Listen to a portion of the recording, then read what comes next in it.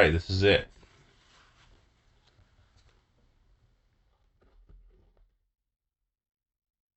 How are you doing? I'm doing pretty good today, all things considered. Things have been kind of rough for a bit, but I'm doing very good actually, and I'm happy. Oh, What do you mean things were rough? uh, mental health things for a while. The year started off pretty bad, where uh, just anxiety got the worst it's been in my entire life. But at this point, I'm doing good. Seeing a psychiatrist and whatnot. I'm definitely on the way up, and I'm happy about things. Good. So, the way this is going to work is I'm going to ask you some questions. You're going to answer some questions. It's all going to be recorded. Yes. It will be transcribed as faithfully as possible, and it will be put into the May 1st edition, and it will also be put on our YouTube channel as an audio after that. Yes. So the way I usually start this is to say you can speak at length. You don't have, you don't have to stop. You could just go off if you want to talk about something. Okay. So what's your name and where are you located? Uh, Artist name or name? uh, Well, either one. I guess Both. both. Yeah. You can call me Kane. I'm a dj.elbowlicker. Uh, I'm from around Washington, North Carolina. I have to drive an hour out to get to Greenville, which is the nearest city where anything actually fucking happens. Okay, have you been living out there a while? Oh yeah, pretty much my entire life. I lived around Boone, like in like mountainy areas for a while, and then the housing crash happened. So now I'm around here. Okay. Well, tell me about your project. So I've been making I've been creating under the name DJ Elbowlicker for a few years. I mean, it started with more like standard mashup type stuff where it's just take an instrumental from this song, vocals from that song, put them together. And because like I always saw that there was kind of a lack of good mashups on the internet because a lot of it was just like fucking meme music. It was music, like the actual musicality of it was not taken into account. It was just shit meant to be funny. And I wanted to do mashups, but have it actually sound good and put effort into it. And then over time that evolved into making actual plunderphonics, which is what I make now. Like taking loads of bits and pieces from loads of songs and reworking it into something completely new rather than just instrumental from this, vocals from that. Got you. And so do you mostly work with the instrumentation of the music or do you sing as well? Well, I do vocals during my shows. Like, I usually just kind of get unhinged during my shows. Like just a lot of political ramblings. Me being a fucked up clown yelling about politics on stage, it's a very I'm trying to think of the word for it. I enjoy being unhinged on stage, like just getting really weird with it. But like also like funny. I'm a fucking clown Well, how did you decide that you wanted to perform live instead of just doing mashups like within the privacy of your own home? because I mean, like I said, the it kind of evolved over time. It started out with just I was just in my fucking bedroom just putting together random shit, really just for funsies. But then it kept evolving, and I kept becoming more and more experimental with the audio that I'm working with, and that grew into instead of just putting together two songs and calling it a day, now I'm really creating something more original with it rather than just a mashup. It's it's more than just slapping songs together. You know, it's completely reworking whatever songs that I'm working with into a completely different beast. So it's kind of a collage sort of project. Definitely, yeah. I've definitely kind of thought about that, like the concept of like a musical collage, which not exactly in a sound collage sense, because that's an actual thing, but like just working with loads of different things and making something unrecognizable from the source materials. Like even if like like the vocals from a song are still mostly intact, uh, it's still a completely different song from what I'm working with. Okay, that makes a lot of sense. Kind of the studio as an instrument itself. Definitely, yeah. I've just always really, really enjoyed working with audio. I feel like it's just really fun to make something into a completely different thing. Taking whatever because like I've built up a large collection of songs that I have worked with, and it's just really fun like combing through things, thinking like, okay, this melody from this song can work well into this. Like making those like spontaneous connections is a big thing. Right. And well, let me ask you this: did you ever get trained on like a conventional instrument? Not classically trained. I mean, I'm a bassist. I I've played bass for a few years, but never like in a professional sense. And like I said, I've never been classically trained. I I, I watched Scott Pilgrim versus the World once, and then became a bassist. Have you ever had any collaborators?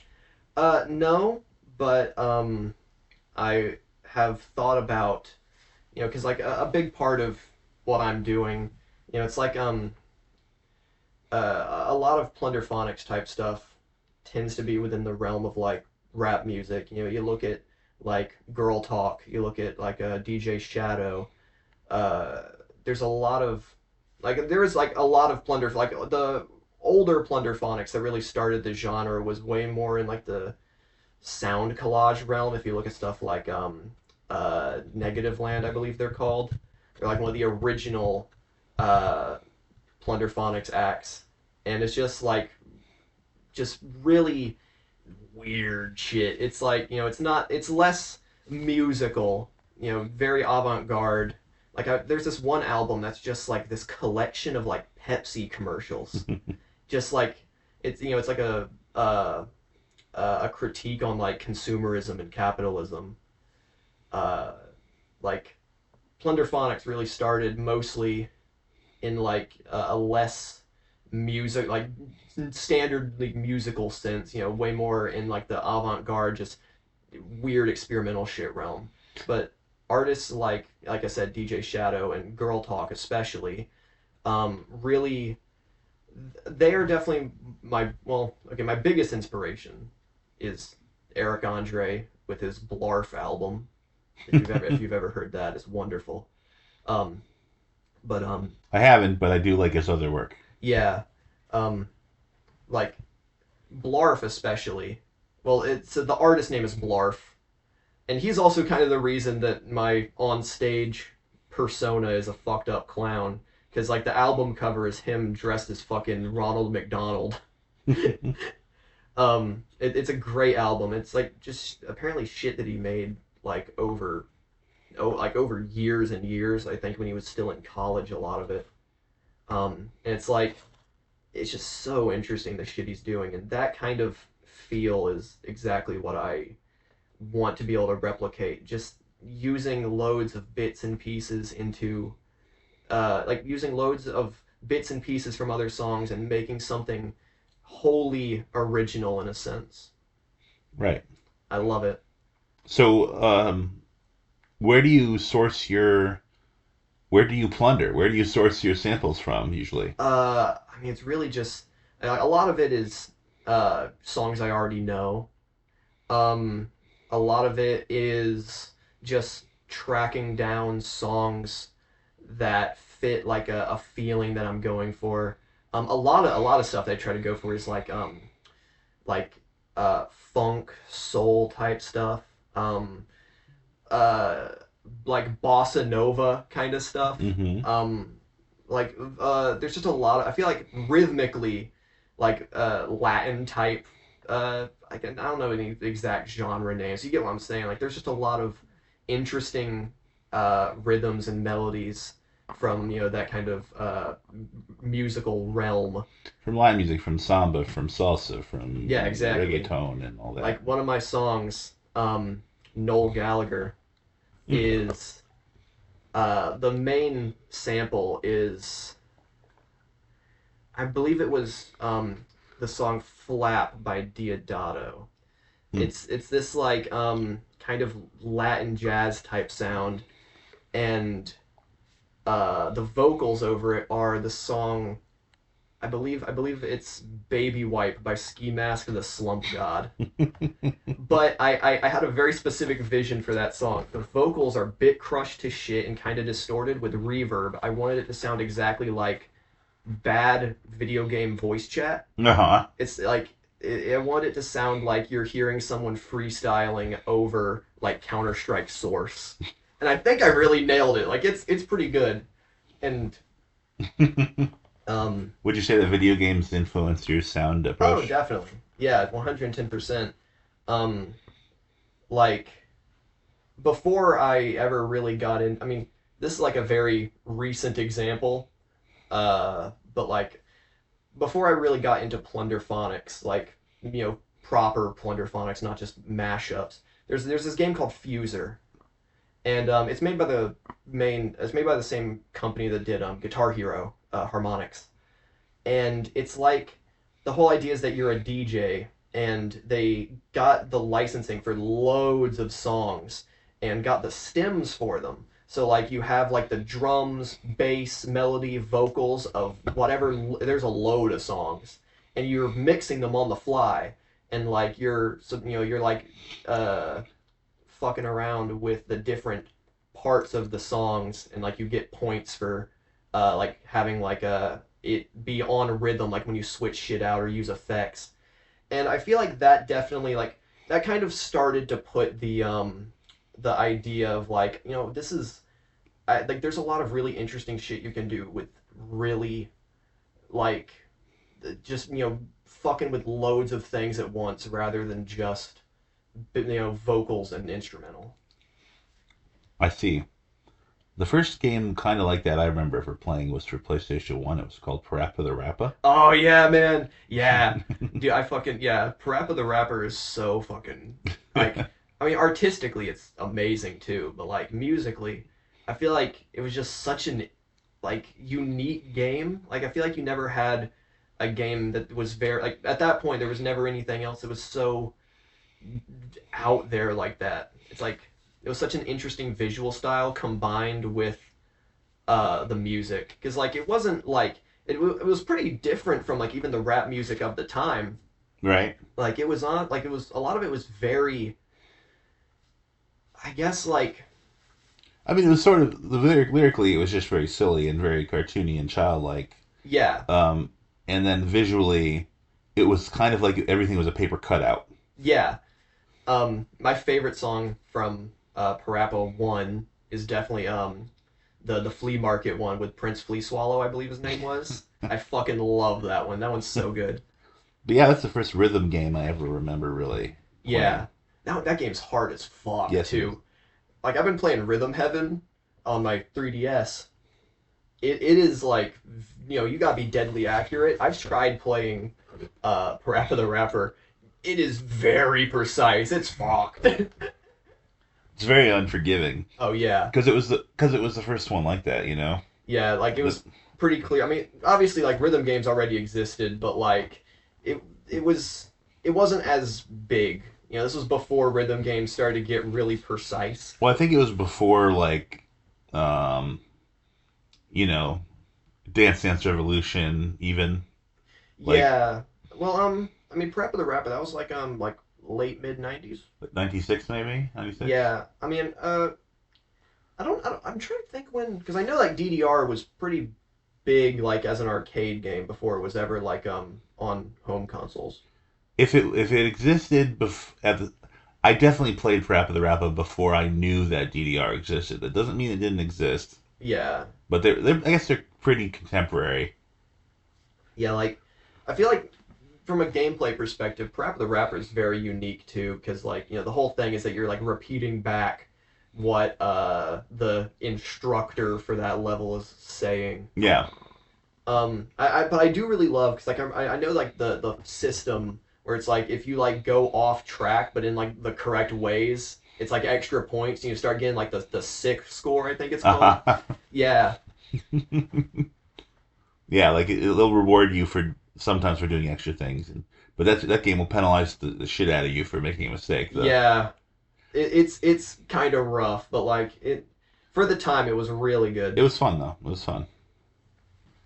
So, so when you're playing video games, like what systems do you enjoy playing?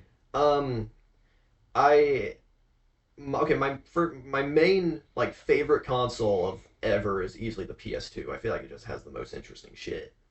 Like the PS2 era had a lot of interesting stuff, but I feel like the PS2 especially, like between like PS2, OG Xbox, and GameCube, it just had the most interesting shit. Oh yeah, and Dreamcast. Dreamcast was also that was PS2 era, I believe. Yes, it's a sixth generation. I think is what Yeah, that counts as. because the Saturn was like the Sega equivalent Saturn of kind of PS1. PS1 and 64. Yeah, It kind of Saturn got kind of screwed out of that whole situation. and as did the Dreamcast. Dreamcast was amazing. Oh yeah, it was really good, but I know but it didn't have a chance it after. flopped hard. Yeah, it flopped. I think it was the best system that like crashed completely really quickly. Oh, definitely. But so okay, what is your ideal version of DJ Elbowlicker song like? My ideal DJ Elbowlicker song. I want it to feel just. I mean, the biggest things that I go for musically is well, okay. Well, it also very much depends, like song to song, because like if you compare any two random songs, there's a lot of different kinds of feelings that I go for. It's like I have a lot of songs that are more dancey, like Bam Margera off of my first album, Meat Sounds. That one's very dancey. And the funny part, Bam Margera, it samples Steve-O rather than Bam. We have got to find a way to get actual Bam Margera on one of your albums. Dude, I'd fucking love that, dude. We have, I think he's almost like low enough. He's almost like off of his fame enough. Yeah, well, I mean, he did just recently land. He was in the Tony Hawk's Pro Skater 3 and 4 remake. Yeah, I do feel like he's on his way back up again in a way. I'm kind of like okay, obviously Bam Margera, like he's the only OG Jackass member that never calmed down. Like every OG Jackass member, like either went sober or at least got enough sense to like stop being completely fucked. Yeah. It's like I know Knoxville still drinks, but like he isn't fucking doing pills all the time anymore. Steve-O's been sober for years. I think same for Pontius.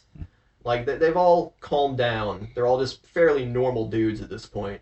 But Bam Margera, he's always, Well, his best friend. Yeah, Ryan Dunn definitely had a hand in, He died, and so he got all fucked up. Yeah, like his death definitely kind of caused a lot of lasting issues, and I don't blame him.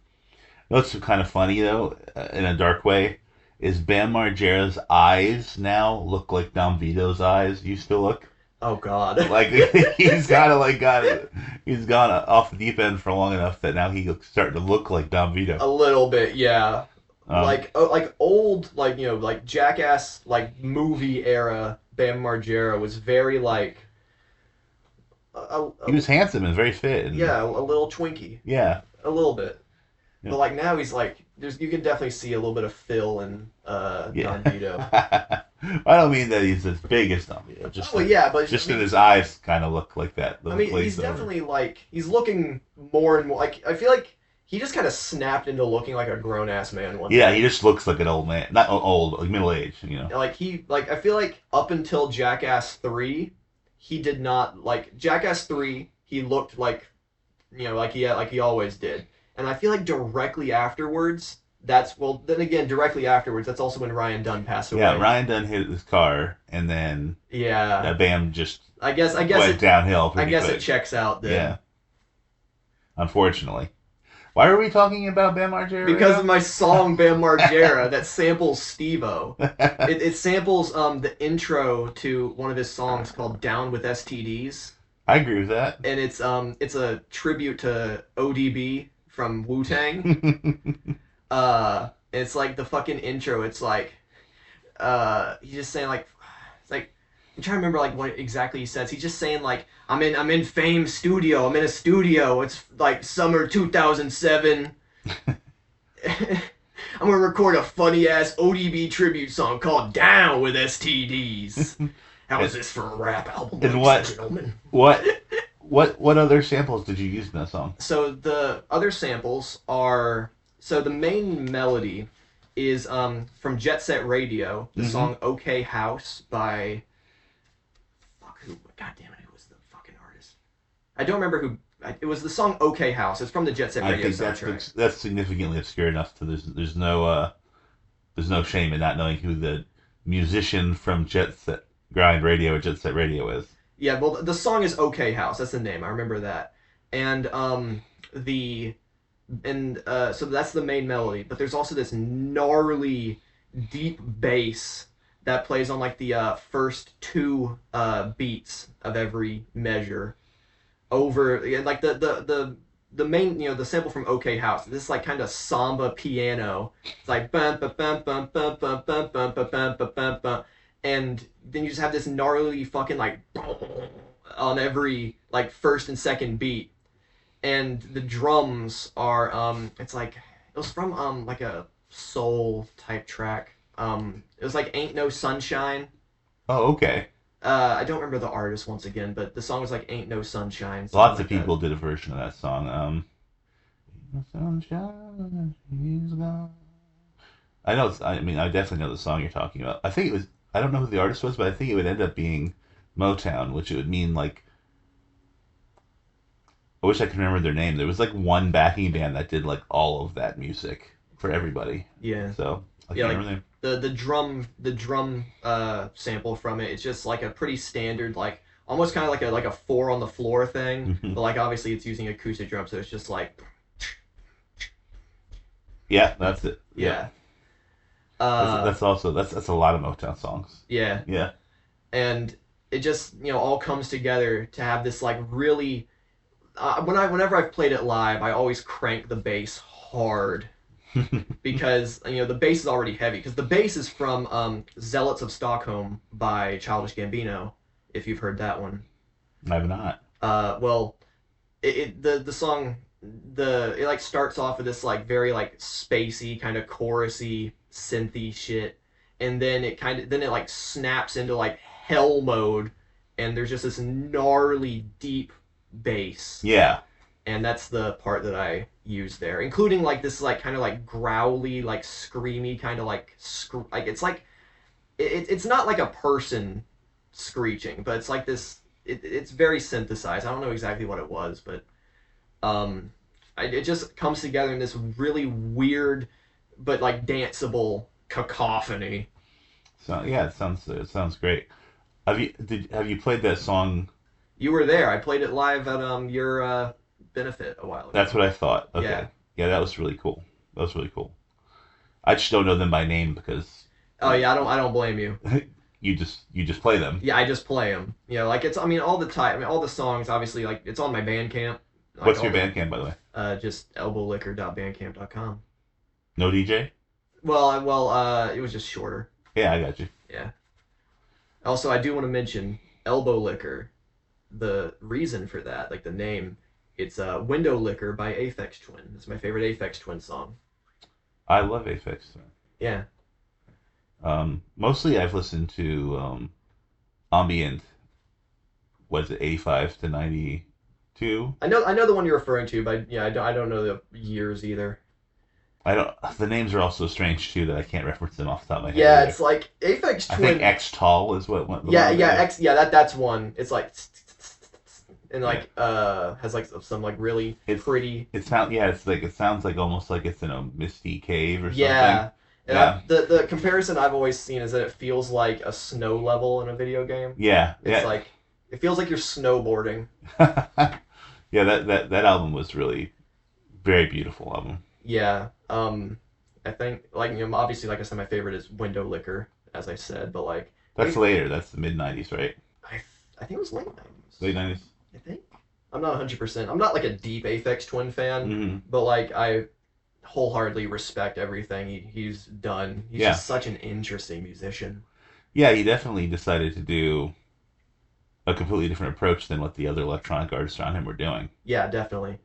I mean, like, looking at songs like, another one of my favorites, Acrid Avid Jam Shred. It was off of Richard D. James' album. Mm-hmm. I've sampled that one as well. On the song, it's called I'm Going to Jail. That's a great name for a song. It samples the main drum break from Acrid Avid Jam Shred. Yeah. It's like that sounds like Aphex Twin. Yeah. And then the main melodic sample over it is the song Java from Hotline Miami 2, video game music. Yes. And then the vocals over it is it was A Millie by Lil Wayne. I see. That's quite a wide variety of. And then like 2/3 through the track, it snaps into the star theme from Mario Kart Wii with like a gnarly amen break over it. Like that's something that I fucking love about what I do, because it's just you just get to fuck around. You just get to fuck shit up. Absolutely. It's just really fun to, just work shit together, and especially on my first album, I've kind of started doing this less, which I'm kind of not happy about, but like I feel like my first album, Meat Sounds, as I said, I'm very, also to be clear, it's a reference to Pet Sounds. Okay. I want to make that clear. So on my first album, it's very clear that I was not exactly just throwing shit together. I was still very intentional about everything I was doing, but like there was kind of a lower bar to what I was doing. Like the first track off of Meat Sounds is called George Bush Doesn't Care About Black People. And this was I do need to specify this. This was before Kanye West went fully crazy. He was already weird at this point, but this was before he was a literal neo-Nazi. I remember. I actually remember when he said that. Yeah, this was my first album came out in 2023. That's what I'm saying. I've very intentionally stopped sampling Kanye, because like I'm not sampling. Like it was like at first he was a weird motherfucker, but he wasn't a literal neo-Nazi. Yeah. So like I was kind of okay with sampling him in an ironic sense, and then he just became an actual neo-Nazi, and it's like I'm not doing that. I don't want anything to do with that guy. He used to have good songs a long time ago too. Yeah, I mean his new stuff is fine, I suppose. I mean I've never been huge into him, but like Better, Stronger, Faster was like I thought was his peak, but then I'm old though. I also sampled that song on a cut track from my previous album. The song title is Charlie XCX Works for the Deep State. Oh no. And I have a fucking story behind that. I gotta say this. There used to be a song called Worse, Weaker, Slower.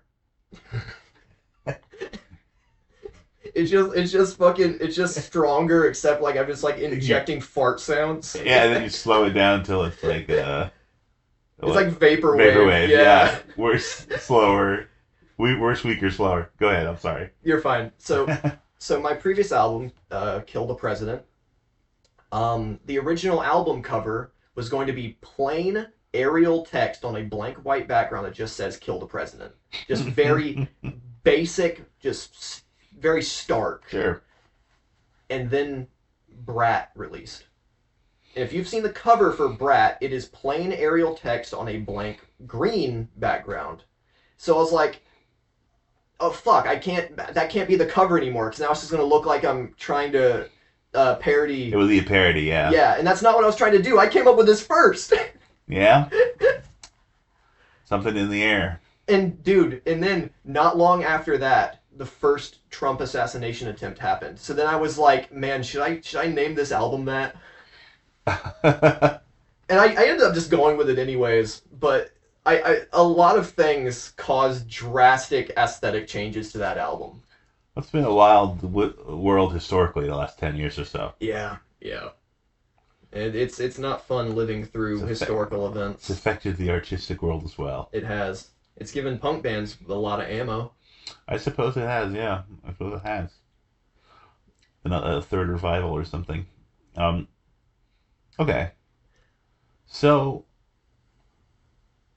how does the way you record your music affect how you perform it live? Well, the main thing with how I make my stuff, it's obviously made entirely digitally. I've been using, I just use FL Studio. I'm not performing the music, obviously. Well, Well, yeah, I'm not the one playing it. You know what I'm saying? But you're affecting it. Yes. How it happens, and it is your music you put together. Yeah, exactly. I'm just saying, like, performing that's something I had to put a lot of thought into, because like I wasn't sure what to do with because like I said, it was all just made digitally. There's not much I can really do to perform that. So I had the idea, what if, like, as it's going, like I do mixing and whatnot as it's going. I have effects that I'm adding over things, and I see you over there twiddling on knobs and turning things up and down. Yeah, and I have a little MPK, and I have drum pads set up. Yeah. So I can do things over it, but most of the performance is me yelling and whatnot over things, and like working. I usually work with like distortion over things. Like there's a lot of songs where I intentionally kind of have it become uncomfortable in a way. Yeah, if I may say so, it's kind of I don't want to say it's a stand-up or it's a comedy or something, but it's like it's sort of an inversion of how electronic music is normally done. Oh yeah, I mean comedy's definitely a big part of what I do.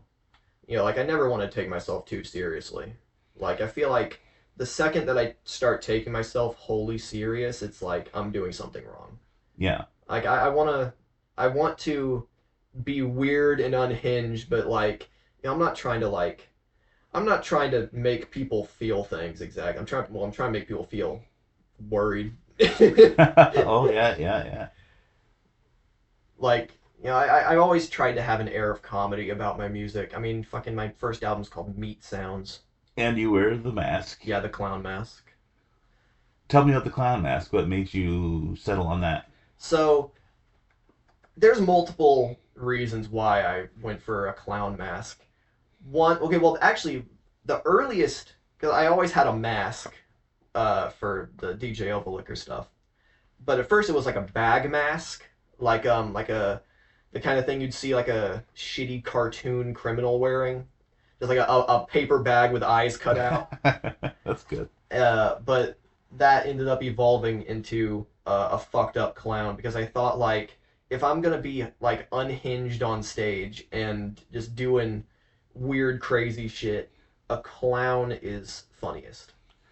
The thing about a clown is everyone either loves a clown or hates a clown, which means you're guaranteed a reaction. Yeah, definitely.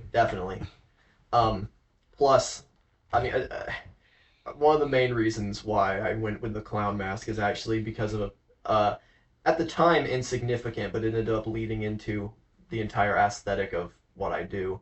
My first album, Meat Sounds, I keep mentioning it. I tracked down some stock images of a clown with a gun. And those are on the cover. And then for my second album, Domestic Violence, I was like, okay, I gotta find that same guy. And then I did it for the third album as well. I love the idea of a clown with a gun. Yes. Why have that never been exposed to that concept in my entire life? I don't. Okay, but like the funny thing, like it's stock images. Like I said, it's just it's. What you thought to get it. Yeah, I looked for clown with a gun. Yeah. But what made it so perfect, if you've seen the covers, which I don't think you have, but is he's like wearing a suit and he has like a suitcase and a gun.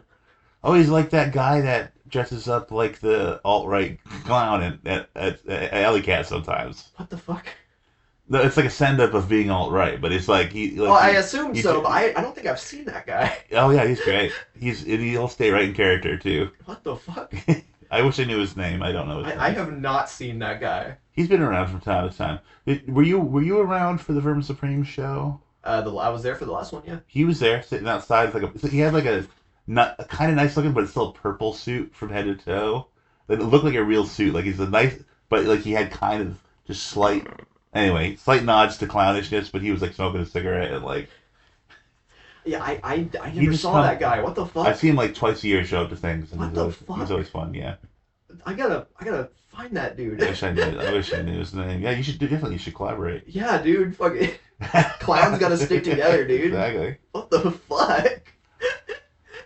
But yeah, the clown with a gun ended up, just that random stock image. That was the thing that really cemented the idea of me having the clown mask. Yeah, okay. Well, that makes sense. I mean, 3 albums that you get clowns on the front of it. And my current album, my current project, which is nearing completion, it does not have a clown on the cover. Really? It does not, because on my previous album, Kill the President, the album cover is a distorted image of Kim Il Sung, the wait, was it Kim Il Sung or? It was Kim Il Sung. I believe, yeah, it was Kim Il Sung. The first premier of the Communist Party of North Korea. Yeah, because little known fact, I was born on the anniversary of his death, July 8th. So like there's a connection, but then it's like also the connection between a very political album literally called Kill the President and North Korean imagery. You understand the connection there. Oh, there's definitely a connection there. Yeah.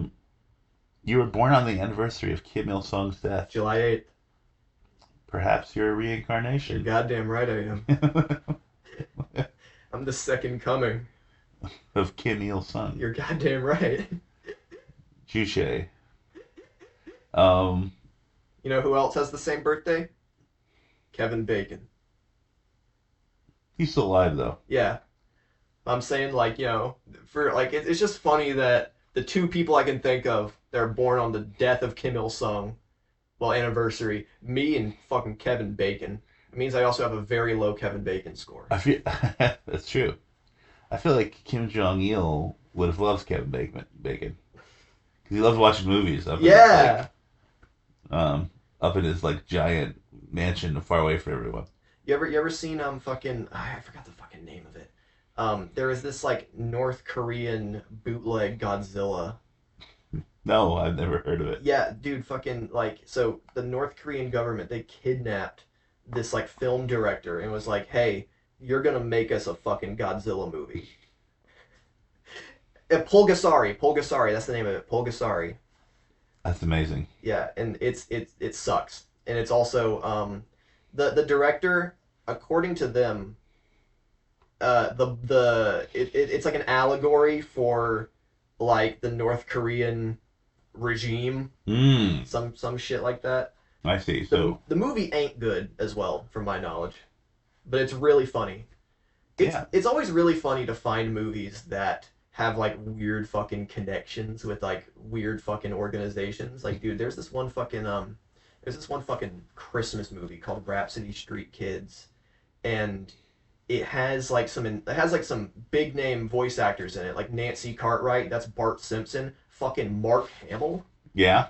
And the movie has deep ties with Scientology.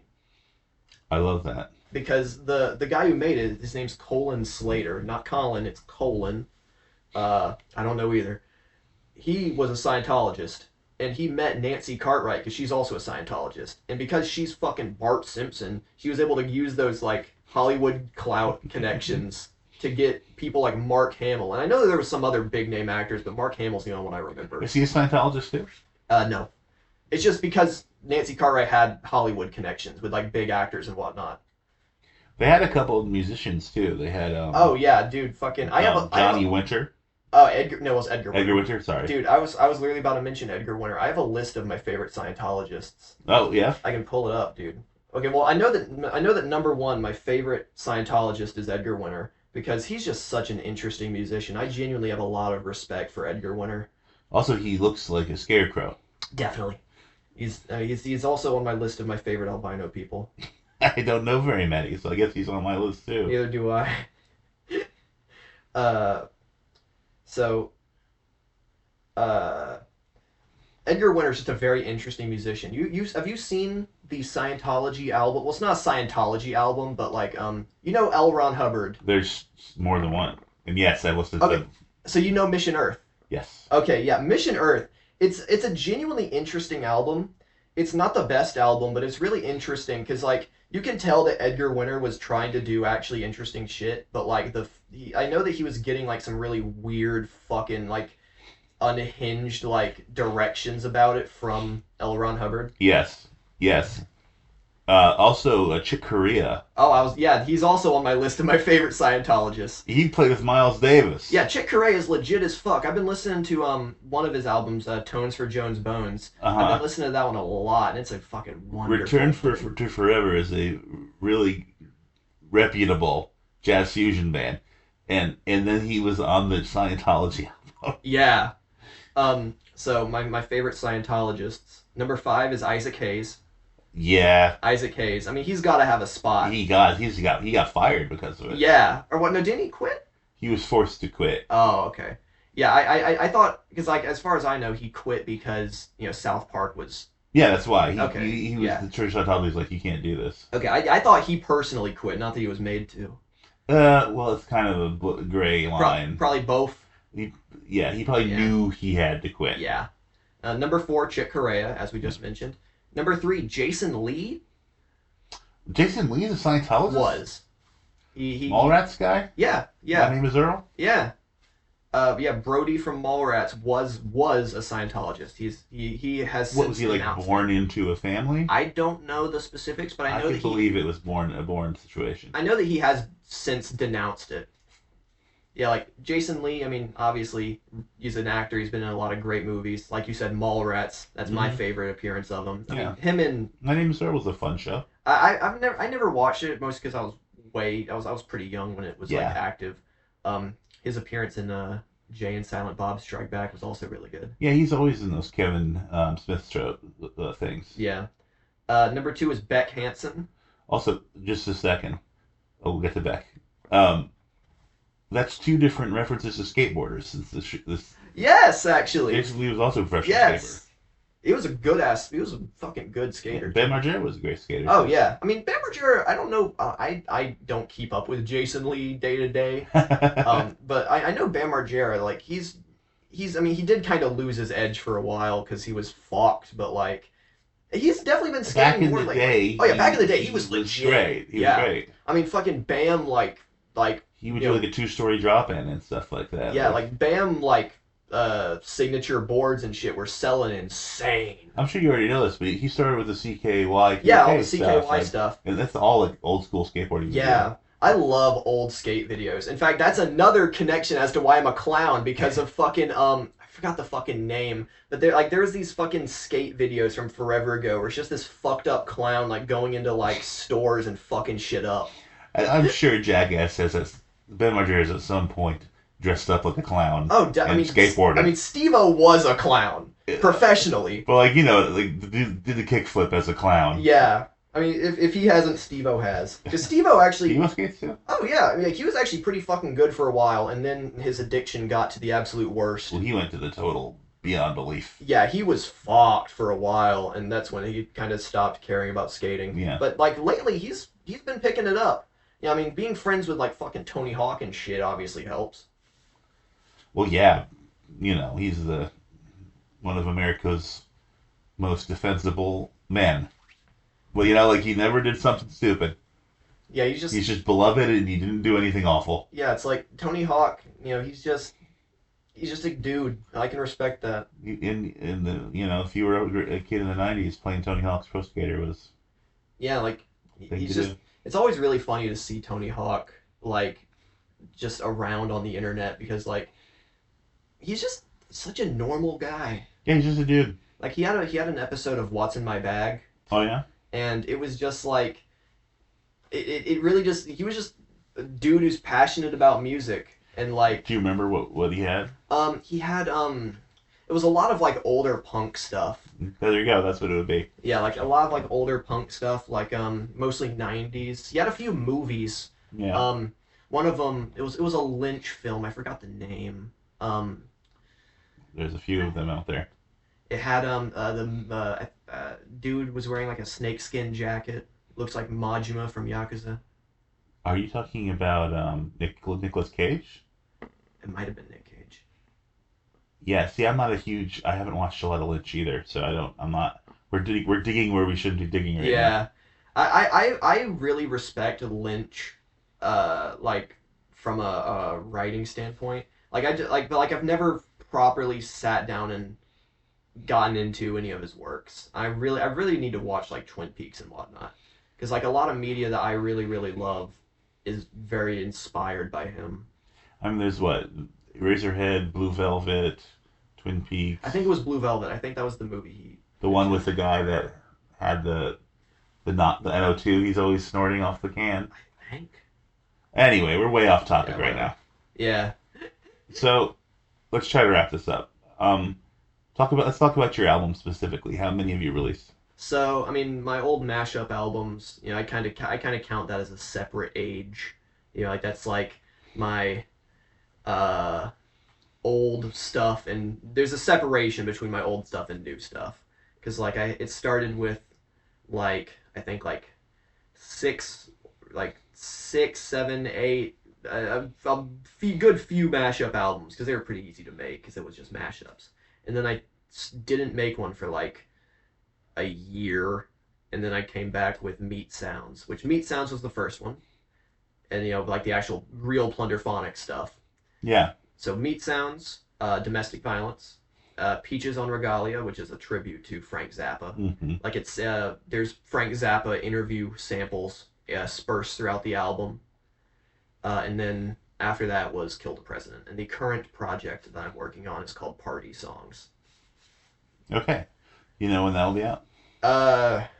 There's still a few more tracks that I'm working on. I've played pretty much all of the album at shows and whatnot. Yeah. It's like, if I like a song, I'm gonna play it. It's not, I'm not saving it. I'm not waiting till marriage for this shit. Like if a song's finished, it's finished. I'm happy to play it live. In fact, I played the title track of it recently at Alley Cat. Nice. Okay. 3 last questions. Yep. Number 1, is there anything you'd like to promote? I guess just my Bandcamp. Just listen to my shit. I ain't got much else to promote. elbowlicker.bandcamp.com. Yes. Question 2, open-ended question. What is most important? In general, To you. to me, memories.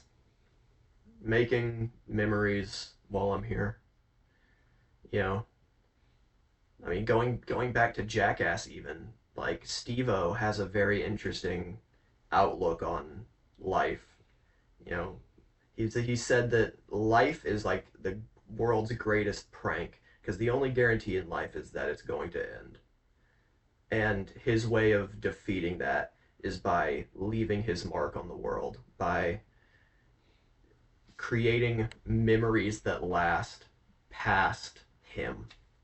And I wholeheartedly agree with that. That's something that I really feel. All right, last question. Is there anything you were hoping to talk about that we did not? And if so, please do. I mean, not really. I'm just happy to hang out. Right on. Well, thank you for agreeing to this interview. Thank you for giving me the interview. Thanks for hanging out and playing Mahjong with me. Absolutely. We played Mahjong before recording this. We did, and we're going to play more later. You're goddamn right. All right. Have a good night. Have a good night. Goodbye.